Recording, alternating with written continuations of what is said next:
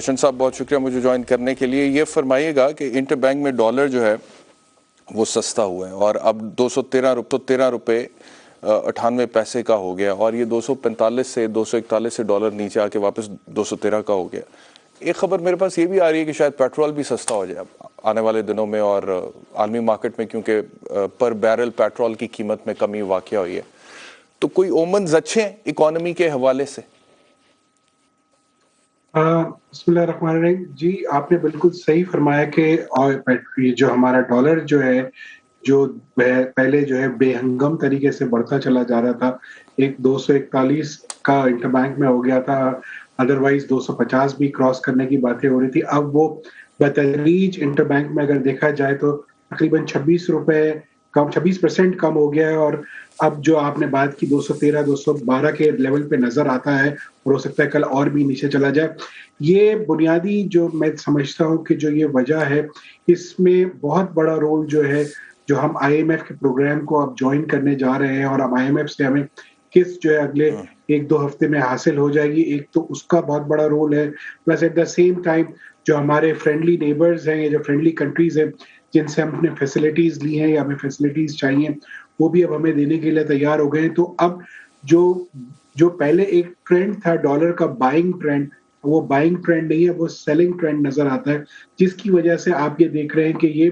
Dollar जो है वो बतदरीज नीचे जा रहा है और ये बातें ये भी हो रही हैं कि करीबन 210 और उससे नीचे जाके 200 रुपए को भी हिट कर सकता है अगर इसी तरीके से चीजें प्रॉपरली चलती रही। एट द सेम टाइम जैसे आपने फरमाया कि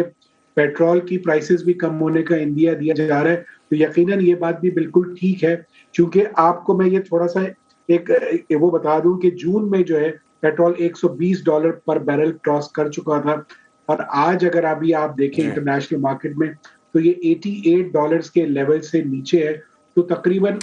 $32 का गैप है,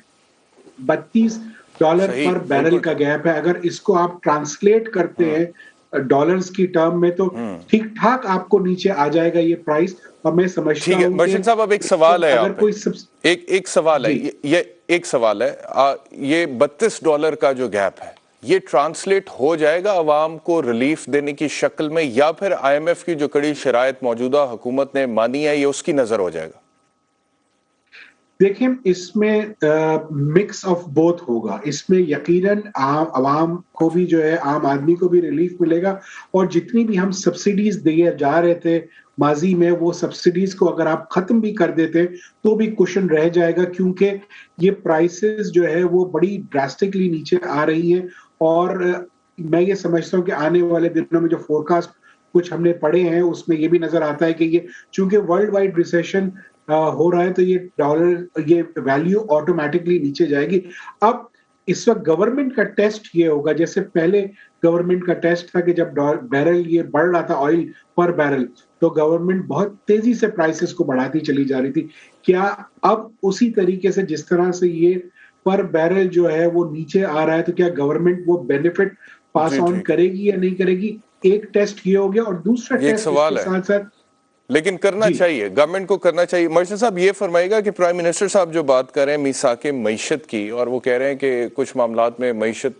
के हवाले से जो है सबको इकट्ठा होना चाहिए, लेकिन पीटीआई मान नहीं रही। वो कहते हैं कि हर गवर्नमेंट की अपनी इकोनॉमिक पॉलिसी होती है। फवाद चौधरी का आज का स्टेटमेंट है, as an economist, as an expert, do you agree with the statement कि हर गवर्नमेंट की अपनी पॉलिसी होती है और सारे सियासतदानों को या सियासी जमातों को इकट्ठे होने की जरूरत नहीं है, जबकि हम देखते हैं कि सियासी बहरान की वजह से डॉलर ऊपर जाता है, स्टॉक एक्सचेंज में मंदी आती है, तो कौन ठीक है यहाँ पे? देखिए, मैं ये समझता हूँ कि इसमें तो कोई दो राय नहीं कि हर जो सियासी जमात होती है उसकी अपनी पॉलिसीज जरूर होती है, लेकिन कुछ चीजें ऐसी होती हैं कि जिसमें तो किसी को भी कोई कॉम्प्रोमाइज नहीं करना चाहिए। जो नेशनल इंटरेस्ट की है, जो नेशनल इंपॉर्टेंस की चीजें, लाइक फॉर इंस्टेंस जो हमारे यहाँ की जो भी पॉलिसीज है, जैसे हम पहले 5 ईयर प्लान्स और 10 ईयर प्लान्स गवर्नमेंट बनाती थी और उस पर अमल होता था, वो उस पर कभी भी कोई भी कॉम्प्रोमाइज नहीं होना चाहिए, क्योंकि जो भी आपका इन्वेस्टर होता है, चाहे वो लोकल इन्वेस्टर है चाहे वो फॉरेन इन्वेस्टर है, वो देखता ही है कि आपके मुल्क में कितनी कंसिस्टेंट पॉलिसीज हैं।